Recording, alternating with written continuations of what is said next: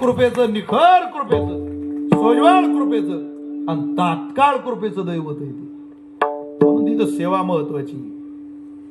रंजना करता नाहीये, सेवे करताय. म्हणून संतांचं ऐका. काय कोणाचं ऐकत बसता? झुंबराबर झुम शराबीन त्याच्याबरोबर आपली खराबी. इथं बसून काही लोकांचा परमार्थ म्हणजे बाल्याची माया बाल्यान बाली, जे दार लावून गाव जाऊ देवाहून. अहो रे, कधी भजन नाही, कीर्तन नाही, चाललंय तुझा उद्धारच होणार. संतांचं ऐकल्याशिवाय मनुष्याचं कल्याण होणार नाही. संतांचं ऐकलं नाही तर परिणाम काय?